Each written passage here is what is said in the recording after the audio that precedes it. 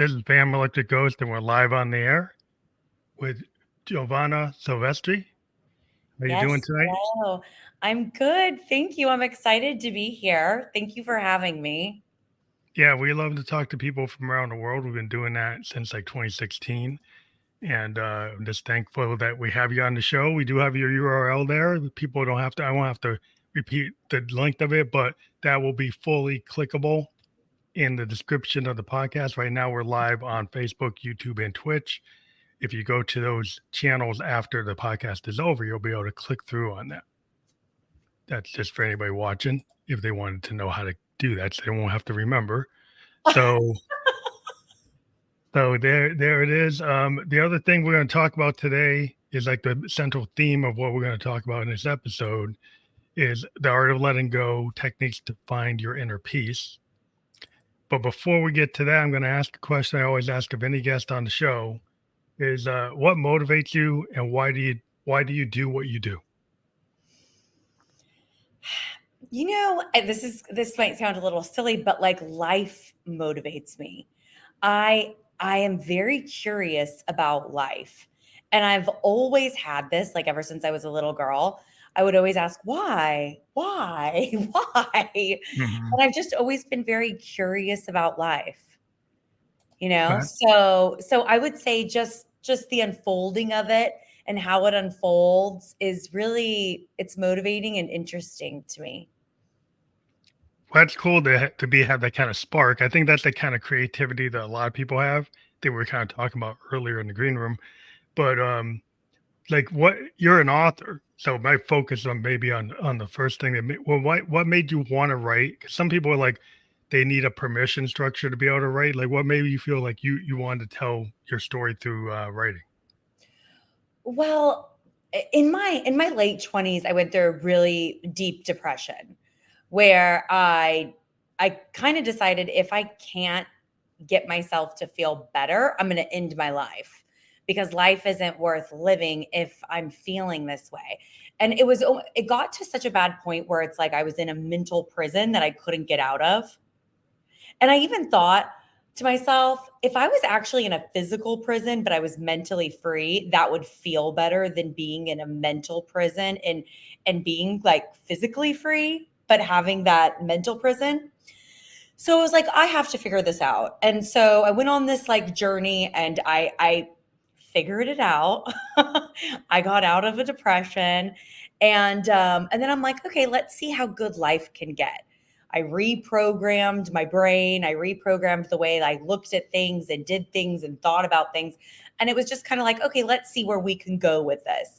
And I started a yoga wear line because yoga at the time was really helping me. And it was at a time when nobody was making yoga wear. It was just like Lululemon, and Lululemon was really niche. And so I started a leggings line inspired by healing crystals, and it took off, and I was selling thousands of them all over the world. And then I was like, I want to write a book. One day I was like in my car and I was driving to my parents' house and I just had this like lightning bolt hit me. And it was like, you have to write a book and talk about your experiences and share this, because I'm coming from a place, I'm like not a psychologist. I'm not a doctor, but I'm a girl that just like, I'm just, a very relatable girl, American girl. And I figured it out on my own. And I wanted to help other people be able to do that, like be able to be your own guru. Yeah, your own advocate. That's kind of like I think a lot of times when I talk to singer-songwriters or writers, what they want to be able to do is like they know they've got this story, and they figure if they put it out there, it's going to resonate because everybody probably feels the way they feel. Exactly. And a lot of times when you're a writer, like you're pulling out a lot of things like the looking glass self, like the deep self. You're pulling out things that might be vulnerable, that Yes. might be hard to do, And and then embarrassing. yeah, And, it's embarrassing. It's hard. like things that are embarrassing to admit or talk about, or even I think with women too, like even sometimes like what happens, we're getting better at sharing, but like what happens to us in the working world or, even dating. And we feel like kind of shameful, like we did something or something's wrong with us. But once we start talking about it and sharing our experiences with other women, we realize like, oh, this is just things that happen. It's a common theme that Yeah, you it's find. a common. You're not the only one that's run into this issue. Yeah, it's like there's not something inherently wrong with me. And I think also society, less now, but definitely like 15 years ago, it's very like image based. Oh, it's Like, still like heavy image based. still very image based, but like a little less, but I still feel it was like, okay, what school are you going to? Oh, And, that kind of way. Yeah. who are Before you social getting media, married to and what's yeah, your career? And you have to like put yourself in this box. I'm the career girl. yeah, the I'm the box. family girl. I'm the, and I mean, I'm a girl, so I'm talking about it like that, but I mean, it's for men as well. Well, It's there's a box. society. Everybody gets put in a box because, like, your family, right? And then your kind of overall society. And I kind of talk about in sociological terms because, like, I studied some sociology in college. Is a Uh-huh. microcosm is like your family, right? Yes. So you could have generational kind of thing that puts you in a box because that's what you Oh, should always go to absolutely. college. You should maybe be a doctor, maybe be a lawyer, maybe be an accountant. That's the standard. Like you say, you want to be an artist, and be like, what? I know. Like, no, I no, mean, no, you can't I do that. I'm from an Italian family. So, well, Italian Irish. My dad's from Italy, the south of Italy, and my mom is Irish. And so we're like super Catholic. And I, went to private Catholic school my entire life. And it was just kind of like I had like really weird things around sex because it was like, you don't do that before marriage. Yeah, you got a lot of rules. You got Yeah, a a lot of lot of rules. rules, like a lot of guilt, and then Shame and guilt, controlling. yeah, and then it's also like, well, of course I'm gonna get married and have children. Like that's just what you do, you It's a know? standard path. But It there's was a just standard path, and then the problem is when you tend to be like a little more adventurous in terms of like you want to break out of the box, yeah, right? And he's like, I want to be an author, right? I want to be an actor. I want to be a painter. Then suddenly, well, you want to do something that's not in that normal path, right? Then people start looking at it like, whoa, you're weird. You're this, you're that. And then you got to deal with it in terms of that same kind of shame kind of structure. Because the people like if you don't do what is expected, it's kind of like we're very tribal. It goes back a long time. And then you yes. feel like you're gonna get thrown out of the tribe. Yeah, like You get shamed, thrown out, you know? yeah, Okay, and then the wolf's at the door. Like if you get okay, thrown out of the tribe, you can't I escape. gotta tell you this. This is so funny. So I went to USC and then I worked in the film industry. Like I was Kenneth Branagh's assistant when he directed Thor. Oh, cool. So I worked for Marvel Studios for a bit. And so I was like, super young or in my early 20s, and I'm like hanging out with celebs, and I'm just like, I'm so cool. I'm so cool.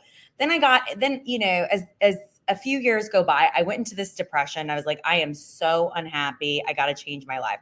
So, I quit my job. I'm unemployed.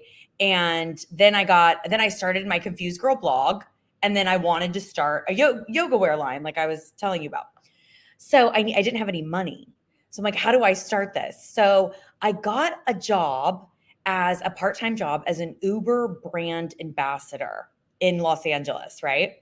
And my friend worked at Uber, and they were making so much money because what they would do is you would stand there all day long at the gas station. You would go up to drivers and say, hey, if you sign up to be an Uber brand ambassador or an Uber driver today, you are going to get a $50 gift card, like Visa Oh card, wow.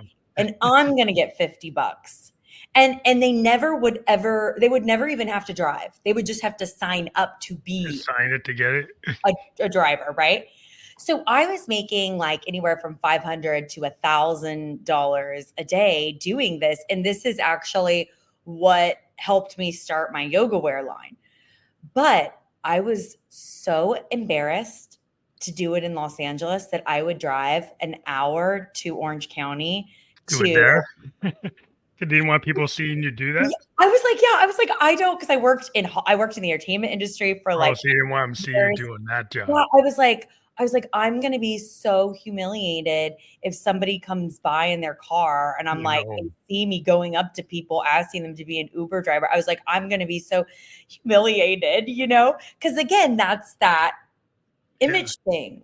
But the image thing is like as a musician too, we always get, sometimes you have to work, the starving artist mover job. Yeah. But or you gotta work as an Uber driver to pay for the gig, so you can pay for the Iconoline van, so you can get to Boston. It's a, I know. so it's like it's some places like, but if you're an indie artist, it's kind of underground. It's like that's a badge of honor. But if you had been at a different level, then I can see what you're saying. It's like you were at this level, you worked on Thor, and people Yeah. see you do that now, I'm like like, maybe on the way up, that's okay. But like if they'd seen you already there, then there's some issues because of the shame I kind of. went backwards. Yeah, that's the problem. I had to go, like, I went, and that was a choice. I knew that. And I knew it was temporary, but I was like, I know I was like here in like the career world, and now I'm like here. That can happen. I mean, there's ebbs and flows. Well, Everybody can, but people don't like to understand it. yeah. Well, and the thing is I like sharing that story because I'm so proud of actually what I did now. I'm like, oh my God, you had balls, girl. You know what I mean? hmm You had some hustle. But so I like sharing that story now. I'm proud of that. But I also like sharing that story because I think it's good for people to know that you sometimes you have to go backwards to hmm be propelled further. Yeah. Well, sometimes it happens a lot in the arts because sometimes, like, there's all these stories. Like there's the guy I like a lot is like Alex Chilton. He was in the band called the Box Tops, sang Okay. this song called "The Letter." You probably ever heard it on FM radio, right? Like age 17, 18, he was big, like with this song. Then he left the Box Tops because they kind of like this, blue-eyed soul type of band. Yeah. And then he went and created a famous band called Big Star. Big Star was like a copy of the Beatles, Oh, whoa. but he was on this record label called Stax, which is the same label that Otis Redding was on. Problem is, it's kind of a mismatch. It's like a label that does stuff like Otis Redding didn't really know how to market a band that sounds like the Beatles.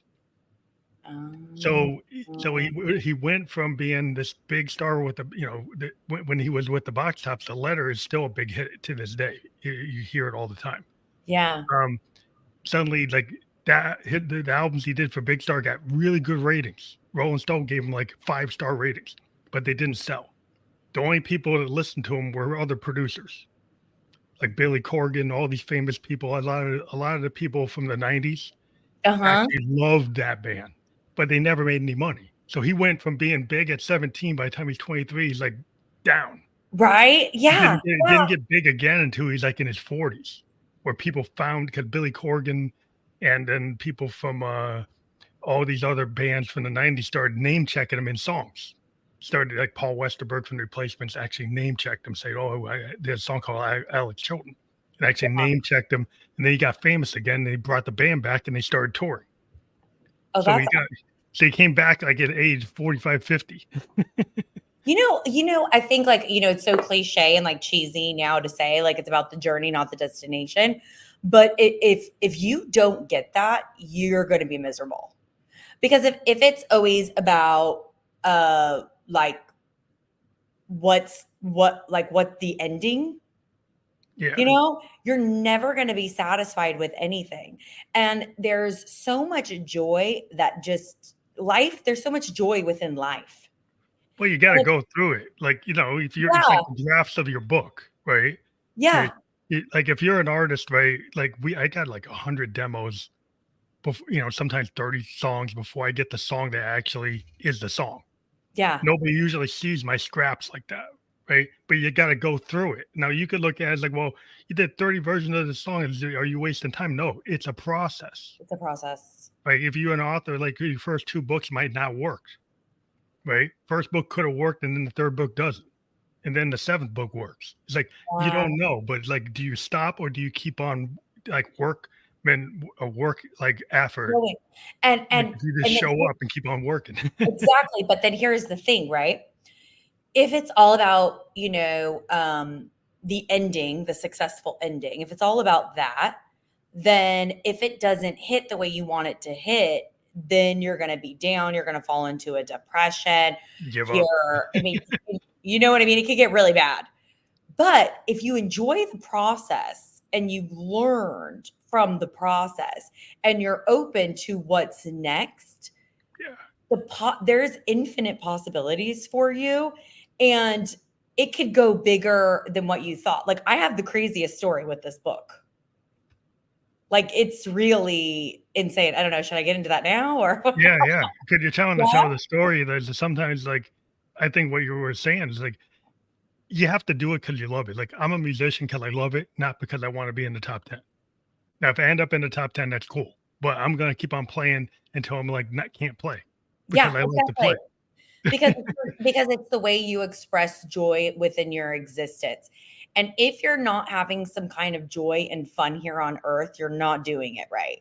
If everything is about superficial end, you're going to be constantly dissatisfied, unhappy, and like depressed. You got to find a way to figure out things you love in this world and do that, you know? So, okay, so I'm going to tell you about this. This is a really cool story, the book. So I thought, you know what? I'm going to do the writing of this book differently than I've done everything else in my life, because I'm a little bit of like a bulldozer, go, go, go, push things through, control, And I was like, I'm not going to do that with this book. I was like, I'm going to organize my company, which is the activewear line, to be remote so I can move to Bali. Everyone's like, "Oh, you're eat, pray, love," and I'm like, "Yeah, I'm eat, pray, love." You can be anywhere. But Bali, amazing food. I could do yoga every day. I could live cheaply, and it's a super spiritual, relaxed place. And I don't have to worry so much about like making ends meet because it's so inexpensive. Mm. So I'm like, okay, I'm gonna move to Indonesia and I'm going to write the book there. And then if there's one day I want to write a lot, I'll write a lot. If there's a day where I'm like, I'm not feeling it, it's not coming to me, I'm not going to force myself. Not gonna stress about it. Yeah. Yeah, like I'm not going to like be like, we are working from 9 a.m. to 1 p.m. and we're going to sit So here you and didn't have an end date, right? For it, you were just kind of open ended. It's gonna be done when it's done. yeah. I was just like, there is not going to be, I'm going to do this in joy. And I'd never written a book before, like, of course, I'm the type of person that's like, I'm going to go write a book. Like, like I was a business student, you know what I mean? It's Yeah, like, it's a little different. yeah, yeah. And so, but I would sit there and I would wait until something hit me and then I would start writing. And then when that joy thing happened that happens to artists, where Mhm. you're like, your body gets filled with this like excited, joyful energy. Yeah, And stream of consciousness, like in your muse hit you. Like the yes, muse hits you, and then you get the stream of consciousness. You're in the flow state, what they call yes, flow state. Yeah. yes. And then it was just like, zzz, like coming out of my fingers. And then I would remember these stories, and then I would have just like these dots connecting on what to say. And it was like the most beautiful feeling. But it only lasts for like maybe like a couple hours if you're lucky, Yeah. because then you get It's not tired. always on. It's not. It's like sometimes it's on, sometimes it's not. Exactly. And so then if I would get tired and I'm like, okay, that was really joyful. Now I'm going to stop and, wait until it hits me again. And that's how I wrote this book. And it was funny because my parents came to Indonesia to visit me. And I think they just thought I became like a random airy fairy hippie girl because they're like, You're in what the is place she for it. You're in the place doing? for it. She's living in Bali doing yoga every day. Like, Jack Kerouac on the road. You're already just out there. yeah, exactly. So, I also, of course, want to make my parents happy and impress them, especially because my dad is like an immigrant and immigrant children have that extra added, you got to prove yourself kind of Yeah, that thing. drive. Yeah. Yeah. And so I had to go through that too. Like, you know, they feel this way about me, but that's okay. I know what I'm doing. I believe in what I'm doing, and this is in my soul to do, and I have to do it. So if people think I'm dumb right now, I don't care. Well, that's the way I think the heart of an artist is like you have to not. The problem is a lot of times when you choose to do art, when you're in it and when you do it, you when you put it out, people are gonna say they don't like it or they Yeah. don't like your process or they say it's the wrong process because they always there's all these critics that want to like push at what you're doing, Yeah. and then you have to kind of say, well, you know what? There's a law of attraction, and when I put it out here, the people who need it are gonna find it. Well, they don't want to hear that, but that's what happens. No, it's so true. It's so true. Like even when I started my yoga wear line and I sent my leggings to the Nordstrom's. And the girl that got it, who wasn't the buyer, but she worked under the buyer at Nordstrom's. And she's like, oh my God, I love these yoga leggings. They're so cool. They're inspired. Like, it's so cool. They're inspired by healing crystals. I love this idea so much. So I was like, oh my God, my leggings are going to be in Nordstrom's. And like, this is so cool. And like, I was imagining myself walking through Nordstrom's, seeing my brand, you know? And then the main buyer of Nordstrom's emailed me and she's like, these are so ugly. She's like, this is not a Nordstrom's product. And I was like, oh my God, I can't believe she was so mean. Like she could have just said this isn't for us or whatever, but she had to throw in these are so ugly. Yeah. And I got really defeated at first. And then I was like, you know what? This is one lady's opinion. And maybe she's going through a divorce. Yeah. Maybe she's having a bad day. You know, like maybe this has nothing to do with me. And I just caught her in the wrong moment, you know? Hmm. So I was like, I remembered, you know, all the other women that bought my product and loved it.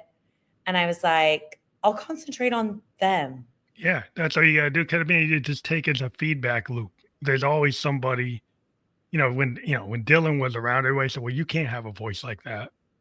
Right. Of course. Columbia Records, they look at him and it's like, you can't have a voice like that and be on the radio. And then suddenly they started looking at his lyrics. And said, well, his lyrics are like amazing. And Yeah. then there were some producers that, we got to give this guy a shot because his writing is like off the chart. Yeah. And then maybe there'll be people in the back then, the big deal people in the industry are like, well, maybe I don't get it. Maybe there's a market. Let's try it. But you know what? And you know what? It's like you have to stay in the game long enough to find that one person that believes in you. And like there's more to this book story. This book story is just like long and little and crazy and amazing. But Hmm. it's like a lot of people, they want to recreate the wheel Yeah, they want to take what's already hitting. already Because a lot of there. times there's like all Change these it. products are on the shelf and they want you to be the same. It's like, why would anybody Exactly. buy the same thing that's already here? Like they're probably going to want something that's a little different, but that's always hard sell because they're Always like to take sell. just the risk of putting that different thing out there. Well, we don't know about this. I don't have any numbers on this. And so that's always like you got to take somebody that's willing to say, whoa, like I don't have numbers on this, but I got a feel on this. Yeah. So can you get those people with the feel to talk Yeah. to you? And it takes a while and it takes a lot of rejection. So it's like you have to, I know it hurts and it's painful and everything, but you got to stick with it. Like, so for instance, so when I came back to California, it was during COVID and I had written my book. I had a book proposal. And so I went out and I found an agent, right? And a really good, like, literary agent. And she had and I was just like, yes, this is amazing. Like, it was like confirmation that I followed my heart and that was the right thing to do. Hmm. So she had it for 2.5 years, my book proposal. Rejection, rejection, rejection. To a point where I was like, maybe I like I reached a little too high on this one. Maybe I was a little bit out of my depth on this one. Like I questioned that, and not in an insecure way, but in a very rational way, you know? And I Mhm. was like, because I haven't, people were like interested, but then it was always no. And so I was like, okay, you know what? It was about to turn 2023, the new year. And I said 2 weeks after the new year, I'm going to take my book proposal back from her. And then I'm going to work on self publishing. Mhm. So, right after 2023, it was like a day or two later, I get an email from her that says, great way to start the new year. This publishing company is really interested in your book. Finally got one. Yeah. And then the craziest thing, they were so interested. And then another publishing company came in because it's that whole, ooh, somebody wants it, so I want it now. Yeah. As soon And as somebody wants it, then somebody else wants it. exactly. And then they doubled the offer of the first publishing company. So I Kinda was like like, the okay, job I'm going to go market. with them, obviously. You know what I mean?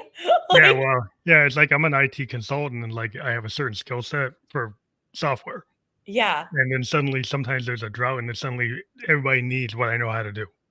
So I'll get 3 or 4 places trying to pitch me. First one comes with a low bid, next one comes with another one, there's a third one, then I got them bidding against each other because that's what you gotta do, yeah, because but sometimes it's like there can be a little bit of a famine or a drought, yes.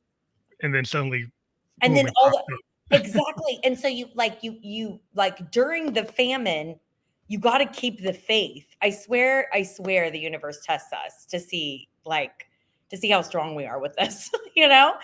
And the craziest thing was both publishing companies were like, usually when we get, self-help books, memoirs, um, they're usually just a copy of another self-help book. Or just And a they clone of a a structure. clone. Yeah, they change it up a little bit, but they said this is so original and we've never heard that confusion is a virtue because that's the premise of my book, that Mm. confusion is actually a virtue. So there's no need to hate on it and be scared of it, like, because confusion leads you to discovery. Without it, you don't discover anything. And so, both of them are telling me this is so amazing. We've never heard of a book that talks about how confusion is a virtue. And I'm like, where were y'all too this last 2.5 years? Now everybody's telling me I'm a genius for having this like idea. And I'm like, my brand has been saying this for the last 10 years. Well, it's like you said, a lot of people like to see the same clone. It's like in the music industry, you got there's like 10 producers. Everybody goes to the same guys, and then everybody sound kind of in the same zone. And Yes. then when you get somebody that blast out of it, then you get the Hendrix, you get the Yeah. Prince, you get the Yes. Kurt Cobain. But most of the time, people aren't doing that. Most of the time, they're just trying to stay in the Copy. same thing until you get this guy as an outlier. The outliers, but then suddenly there'll be 10 million copies of the outlier Yeah. because everybody says they don't like it Yeah. until it actually works. And like they seem to always forget. It's like it's always the new idea. Like Orson Welles, he had the new idea when he Yeah. did Citizen Kane. It Yeah. wasn't like anything else. Yeah. And sometimes like and even if you have like the new, original, I wasn't thinking like me saying confusion is a virtue. I wasn't saying that because I wanted to be an outlier or because I was trying to be weird or different. I was saying it because I believed it Well, and you had because lived it. Yeah, and you I lived. lived it, Yeah. and I discovered that. And I also saw how like in the beginning, and like when I was so depressed, I was so ashamed of myself that I didn't, have all the answers. I didn't know what I wanted to do anymore. And I had this shame. And I can see other people have that too, especially the ones where they act like they know everything and need to be right all the time. Yeah. And it's kind of like, you know, it's not a shameful thing to be confused. It's an inevitable part of life, and you will experience it through different aspects of your life. Like, when you have kids, you're like, how do I freaking Well, how do you parent? do that? Yeah, you don't know. I mean, you have Ugh, to learn. I yeah, think a lot of people want people to be like 0 to 100. a lot of times you find jobs, everybody like you gotta have all these acronyms and all these certifications. It's like, I've read something with some economics, like business persons, like almost everybody could learn all the jobs, right? Like almost every human being could actually learn the job. But you want somebody that goes in, you don't want to have to spend any effort training. You Yes. don't want to have to spend any effort. Maybe listen and somebody has a different idea. You Yeah. want them to just come on and just fit in like a cog in the machine. Yes. A And what cog they, in the machine, a cog in but the wheel. but it's like what they find is like you really need like the Steve Jobs. Uh-huh. You need the guy that's going to come up and say, why can't we do an iPhone? And Microsoft looked at it and said, why would you do a phone? There's already companies doing phones. It's like, because we're going to do it like this. And it's like, so like these outlier guys, people, they come up with the idea and say, oh, no, that's no good. And then Yeah. they find out what it's always good. Well, They actually push it. and in the hiring process, it's so funny. I am so unhirable. Like, I mean, it's been a while, like 2.5 years, where I'm like waiting to see if anything's going to happen with this book. And I'm, working on other things. But at COVID, I was like, okay, after COVID, I'm like, I need to find, a job, bring in some more income. Unhirable, totally unhirable, even though I have like great educational background and have all this experience in all these different things, wrote a book, started a business, worked in the entertainment industry for all these celebrities. No, because because I don't fit into anything specifically. Yeah, they And want so niche. yeah, so it's kind of like people are like, well, you're doing all these things, why would you even want a job? Like they think, They think you're going to leave to I'm gonna something. leave, Yeah, that's the or problem. I'm too smart for this. And so I put myself in this unhireable position. When you put yourself there, like you're in the kind of entrepreneurial zone, so they're not trusting that you're going to stay with them. So, Exactly. so Exactly. like if you feel like if you put yourself in that, you're a creative, and then if they're not looking for that, like you might have to find some startup that says, yeah, we need this kind of quirky person. Yeah. Right? But We need. even then, I swear, like they don't want it. They Wow. don't, I think because they don't want anybody that really like thinks for themselves too much. You know Yeah, what I mean? You have top to down kind of type be like thinkers. an obedient robot a little bit. Oh, yeah, those are the wrong place. You got to find the ones where they're more open-minded. But yeah, a Yeah. lot of problems. There's a lot of people who just want to follow the algorithm kind of mindset, which is like is a killer. It's like it's numbing. Like Yeah. these algorithms that kind of weed everything out, Oh and my it's like God. they're so destructive to art Oh, because it's like all the cat videos get through. Not that I mean I have a cat, but it's like if you're trying to do something different, then you get like no views, no likes.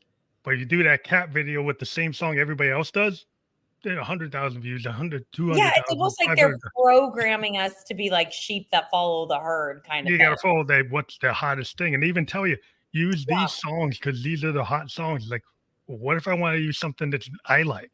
Yeah. Like, oh, you shouldn't do that. Oh yeah, no, no, no, no, no. Well, it's interesting because I've just never had that personality of following. Like I've always been and not I wasn't not following to be a rebel. You know those people that are like, I'm rebel with all I'm final not a thoughts. follower, I'm a rebel, And I'm like, I'm not a rebel, but I just march to the beat of my own drum and I always have. And, you don't have to follow me, but if, Well, I you think want if you want to speak your own mind, it kind of puts you on on the bleeding edge. If you have an original idea, you're not scared of it. Because so many people are like suffer from like imposter syndrome, or they suffer from they gotta just they're this like comparison trap, yes, right? I there's a whole chapter on my book about comparisons and imposter syndrome I talk about. Yeah, it's because it's a thing I hate. Like when I work with people as a producer, sometimes people will try to come to me, and they might come to me like thinking that I'm gonna like something, so they'll cater it to what they think I'm gonna like. It's like, no, no, no. I don't want you to do that. I want to hear like the song that you're scared to show anybody, because I Yeah. think that's probably closer to who you are, and that's what interests me. What interests me is not that you could sound like Taylor Swift or Beyonce or anybody else or Andy Lennox I want to know what you sound like. I want Yeah, to know what you do, right? And what makes you different because that's what I can work with because that's your advantage. it's your When people advantage. don't believe that that's their advantage, then I have trouble. Yeah, yeah, no, no, it's so true. It's like, and I say this in my book, there's nobody youer than you. Yeah, You it's know, true. and that's your superpower. Yeah, that's the That's secret sauce. that's your secret sauce. And so it's like if you like and it's not something you have to make yourself do. Because when you actually dig deep and get to know yourself better, you're authentic. It just comes out. And then it comes out. Yeah, Like it's it's just not it's like a something flow state would just happen more if you would get rid of the barrier or the wall that stops you from being yourself. exactly.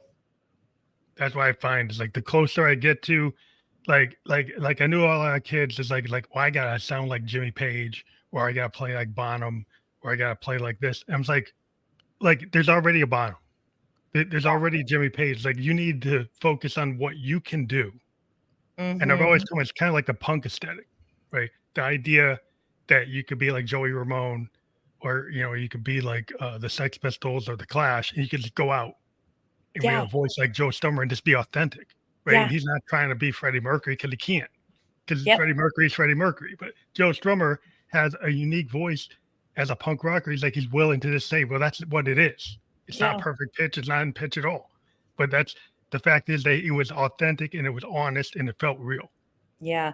And no one can ever and then within that, it's like you can't be copied. You can't and you're constantly I think when you're authentic and you're creating from that place, right? You're there's no kind of like drop off. You're constantly in an evolution with your stuff.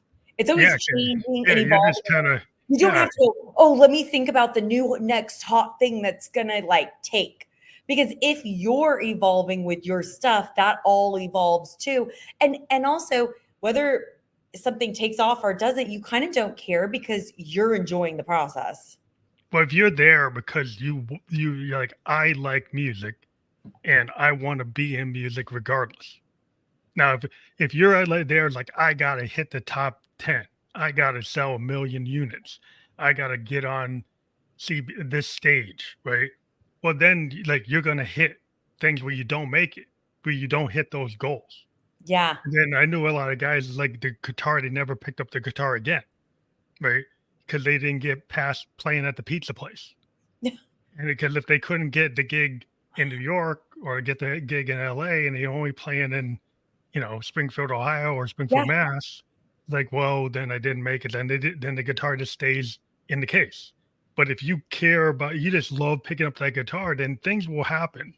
Yeah. And Regardless, it might be a different level, but you just let it happen. it's great. And there you go. Let it happen. I this is so this is one of the craziest lessons I learned through this whole creative process with the book because I decided to do it differently than me being a bulldozer and pushing through. I was like, Mhm. I'm going to show up at this cafe with my computer, but I'm going to let the inspiration come. I'm not going to force it. I'm going to let it. I put myself in a serene environment. I did yoga every day. I showed up to my computer. I was ready. I was eating healthy, but it was like I let it happen. Then, That's yeah. you know, and then 2.5 years of rejection. And I gave the book space. I was like, okay, I wrote you, I did a book proposal. Now I got us an agent. Yeah. And there's nothing else for me to do right now. You just And had to let it happen because eventually, because you were patient, that with law of attraction, if it found those agents that started to see, hey, this is unique. Where these other agents, it wasn't for them because they didn't want something unique because exactly. they were looking for a formula, Mhm. right?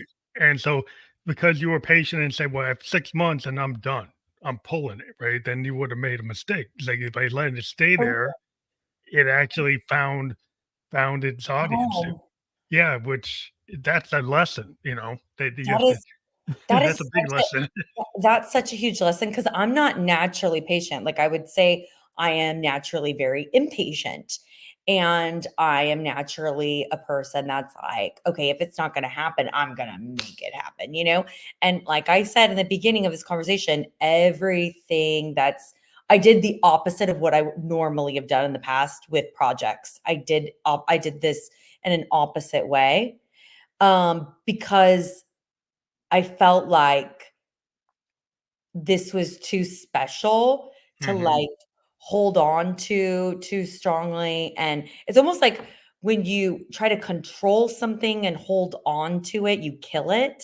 Yeah, you blow it up. It's like a lot of Yeah, times I go as a musician, if I go and I do 100 takes of something, then I usually destroy the song. Because exactly. usually the first 4 takes are like really it. The best. But but Yeah. then it's like keep on doing it, and then I wreck the song, and then I realize that's why I kept the other versions. Because like, you know what? Version 4 is the best one. Version 102 is the worst. It's I would just go with 4 because and a lot of times we do that and we'll wreck stuff. Yeah. It's like, I yeah, I you I gotta love thinking about it like this. If you see a beautiful flower and you fall in love with it, don't pick it up. Because the second you pick it up, it ceases to be the beautiful thing you fell in love with because it'll die. Mhm. So, it's kind of like needing that control so and I had to be real careful about that too. Like anytime I felt like I was going there with it, and I'm like, "No, no, we're not doing this with this. We're gonna give this space to breathe, to live," because things need space. Relationships need space, people need space, and our project and creative projects need space too. Yeah, I think anxiety sometimes messes us up because Yeah. you get too much anxiety, and then you get the perfection trap. And I'm kind of like a big believer in the stream of consciousness flow state of happy accident. Yep. And a lot of times what happens there is like you start to trust yourself. So if you trust yourself, then the happy accident will happen. But if Yes. you don't trust yourself, then you will try to overplay think it. And that's what I always tell you, don't overthink it. And you'll see this Well, with athletes. Like you got your training, you know all the moves, but you yeah. kind of got to feel it. And not that you're not paying attention, but if you don't feel it, if you start overthinking it, you'll wreck it. You're right, you have to be, like, super intuitive about it because at some point, I even started playing mental tricks on myself, and I was like, "Am I a person?" Like, I just created this in my head, "Am I a person that doesn't finish things?" And I was like because my book wasn't getting published, I was questioning my ability To to finish it. finish things when that's not true because how like, I was looking for a publisher. So that Yeah, was not finish it. That's not the same thing. that's what the same thing, but I was twisting it up, in my mind and, Mhm. like, then trying to turn myself into a person that, like, doesn't finish things, and I'm like, "I finish everything." So, I'm being crazy right now, like, stop. Well, yeah, the overthinking can be the over assessment. Like sometimes you can it's good to have a lesson learned, but don't get like totally hung up on it where you're just like second guessing, third guessing everything you did. It's like, well, okay, I can learn these key things and let's go to the next thing and keep it in the box, keep it in the background and say, well, if I see a pattern and like I can learn from it, but don't obsess. Well, I'm going to hit that same pattern. I'm going to mess up. Yeah, And you no, don't want to do that. yeah, and I really think a good way to keep yourself in like, when you are in that holding zone, when you've done everything you can do, and now you're waiting for it to happen, which I say it's letting go and just letting it happen. Because I look at life like a dance, and, like, I come to the dance floor, I know the moves, and I'm ready to, like, let's say, do the tango, Hmm. but I need my partner. Yeah, yeah. So, like, and so I consider my partner like life, and it's like leading me through the dance. But I show up and I'm ready to do the dance, you Well, you know? gotta have some like spirituality and intuition, I right? think To so. kind of live in that mode where otherwise you'd be like you're looking for like this other or this soulmate that to complete you. When Yeah, it's like, okay, if you actually believe in your intuition, it's like you don't have to have that soulmate to complete you. That will be something that can someone that connects with you, but it yeah, doesn't necessarily complete you. But sometimes people are looking for this other to like complete complete everything. them. Well, and that yeah, and the thing is like, that never works out. That's Yeah, like it that becomes a usually don't very work. that becomes a very painful existence when you want someone to save you from your own life, because at the end of the day, like, we all have to save ourselves. People can help us and come to our aid, but at the end of the day, we all have to save ourselves, which is a hard realization to come to sometimes, Mhm. but it's the truth. And I would just say, going back to like the letting, like that waiting period where something's not happening, and you're trying to still believe, but you're doubting yourself and questioning everything and twisting things like I was. I think a good technique for that is going back to the joy, like, and remembering like, oh, I was so joyful doing that. That was such like a nice thing to do in my life. I was so happy about. I'm happy that I did that and I allowed myself to do that and I created something, and then giving yourself a little grace for that, Mhm. and then say, you know what, I'm going to stop focusing on this outcome, because if you focus too much on the outcome, you're going to give yourself anxiety, Yeah. and you know but then people are like, "Well, but don't you have to, like, have a goal, or because how can you manifest something, and we gotta have a vision board," and I'm like, "Yeah, that's all good. Do that. I do that too. But if you do that, you do the work, but then I think you gotta let it go. Yeah. There's Your a mind. period where you have to have kind of like quiet your mind from the noise. Like what I find is like a walk in the woods, you step away from something. Because I might be in my studio writing something for like 8 hours and then I Yeah. realize like diminishing returns. I probably should have left like 2 hours into it and probably gone for the walk. And then you say, okay, yeah, yeah. It's like, but then I might not even go back to what I was doing for 2 weeks to give myself time to like not obsess on it. Because Yeah. sometimes if you could jump back on it, you'll wreck it. Sometimes you need to kind of like percolate and just be there, go back to it. And you give yourself some grace so you don't freak yourself out. I know, because look at what I would have done. Let's say I after, like, the first year with the agent, if I would have just been like, "You know what? You haven't done anything. I'm pulling it. I'm gonna self-publish," Yeah. or something. Oh my god, the amazingness that I mean, the fact that I'm a first-time writer, I got a way bigger advance than I could have ever imagined. I had 2 reputable publishing companies want my book. And then this all happened too 2 months before my father passed. So my dad knew that my book was gonna be published, which was a big deal for him because he was like an immigrant to this country, Wanted and to he's see like, you do it. and he didn't have an education. He was just super hardworking, and then made sure I got an education. And then his daughter's gonna be like a published author in the US. I mean, that was like a big deal for him. And I'm just like, what a beautiful, because I let it happen, instead of like try to control it and get upset. And I just let it happen in its own time. It happened at the perfect time, like with my father. It happened, I got quite a bit of money for it, you know? And then the whole process of working on it with the publishing company has been incredible.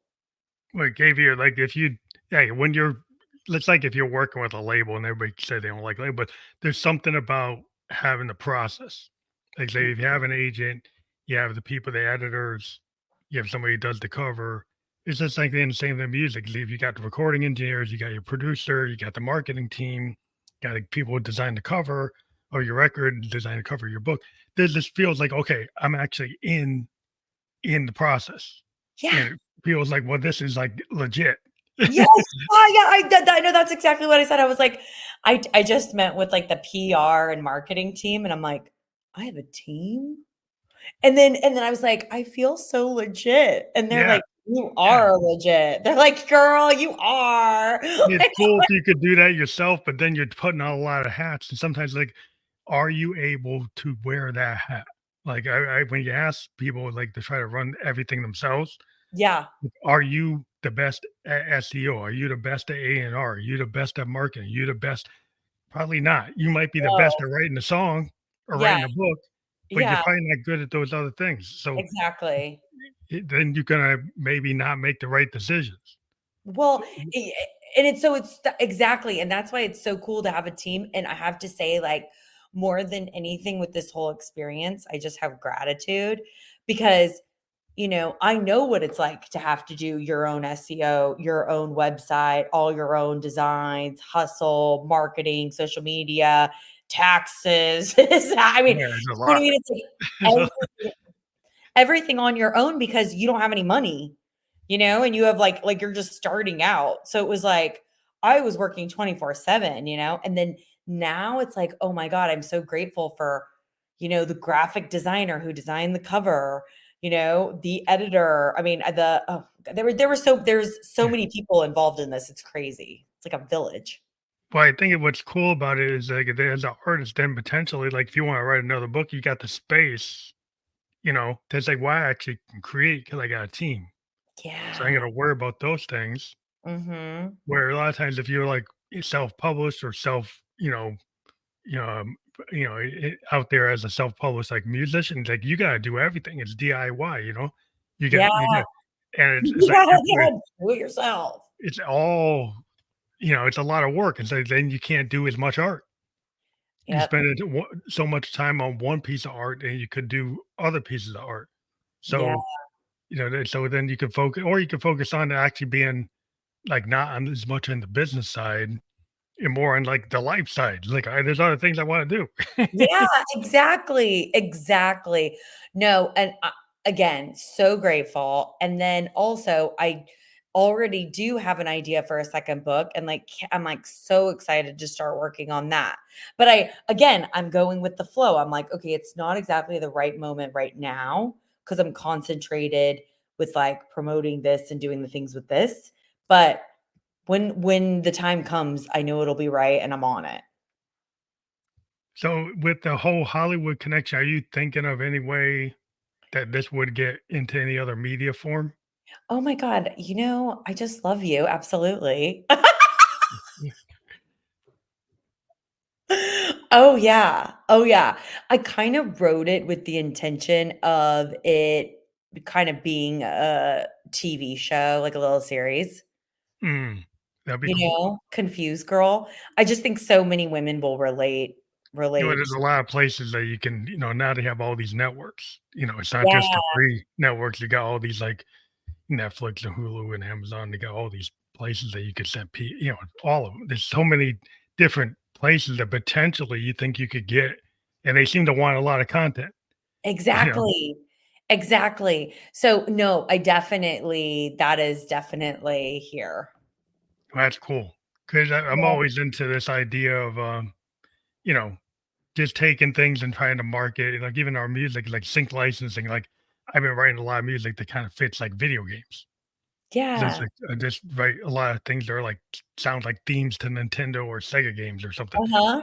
and it just was coming out that way. And then people were saying, you ought to start pitching it to these guys because they're looking for music soundtracks, and it happens to be that the soundtracks of video games actually pay better to musicians And than you know sending what? it Isn't that great? send than I love sending it it when that to other happens. places. Like, no, I love it when that happens. It's like a whole new, like, avenue opens up, and the avenues only open up when you follow the dots, when you follow the breadcrumbs. I feel like the universe leaves you like little breadcrumbs, and then if you Yeah, follow that and you follow the joy, then it's like you're gonna eventually I do believe you'll get everything that you'll yeah. Well, probably sometimes you write get like more.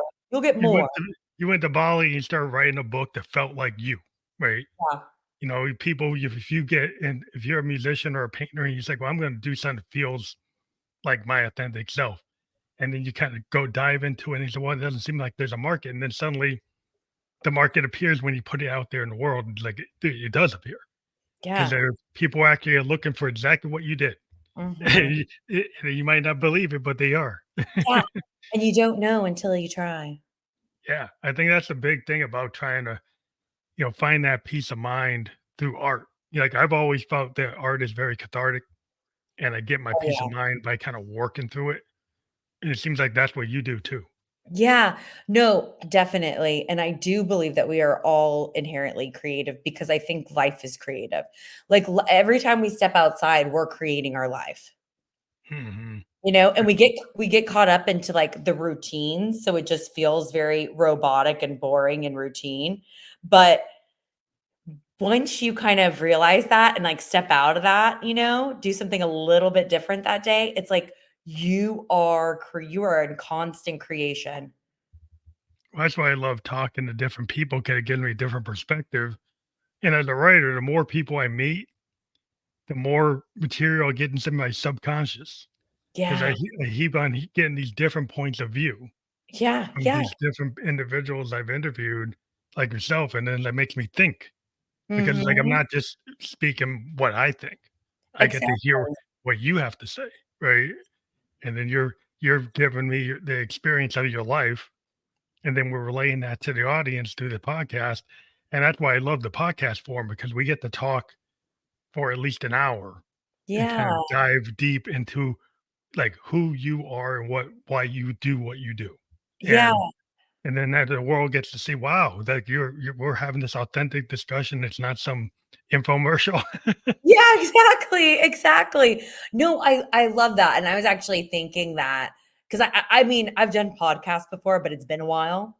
So, I was thinking that when we were having our conversation, I was like, this is so fun. I'm really enjoying this because also you never know what you're gonna say that might trigger something beautiful in somebody else. Yeah. And I think that's, like, the most powerful thing about the sharing. But it's like jazz improvisation. Like if I'm with a band and we kind of have I might have a central theme. I kind of know something, but like I don't, somebody hits a different key or different chord. I might just figure out what goes with that, Yeah. and then it becomes a collaborative in the moment. And I like to do these things kind of in the moment collaboration, go down a rabbit hole, but it Mhm. always comes out pretty cool. Yeah. It's Alice in Wonderland. No, no, it's actually not bad. It's kind That's of cool to me. do that. That's me, Alice in Wonderland, down the rabbit hole. Well, it's kinda cool because it's like you don't know what's gonna be there. It's like, Yeah. what's wrong with that? Well, and then so, like, going back to the creative thing, we just created. Yeah, that's the way it is. That's the way I like to flow. It's like a flow state's my thing, and that's where it hits because then it feels like you're getting a real story, the real deal, Mhm. and you're not, like, pulling teeth, like, I Exactly. just yeah, it's like you're talking, it's like, "Oh, are we done?" What do you do? Like, What's your favorite color? yeah, it's like the weather. It's like, "How was the weather?" It's like, "Okay." Yeah, okay, that's as far as we're gonna go today? That's how we Oh my yeah, god. but you're a true visionary and trailblazer. I'm really happy that, you've been on the show today. We do have your confusedgirlinthecity.com/pre-order my book now. That will be fully clickable on any, the places that we are being, distributed to. We're just on Facebook, YouTube, and Twitch. In the description of our podcast, you'll be able to click on that, go right through it. So that's where you can get the book. And I want to thank you again for being a guest on the Family Electric Ghost podcast. Oh, thank you so much. This was such a way to, like, go into my evening. Now I'm gonna go on, like, a nice little walk. Well, that's good. That's a good Yeah, thing too. like a nice little evening walk. Cool. I So do appreciate it. Thank you thank again for being on the you. show. Thank you, thank you. Thank you everyone for listening.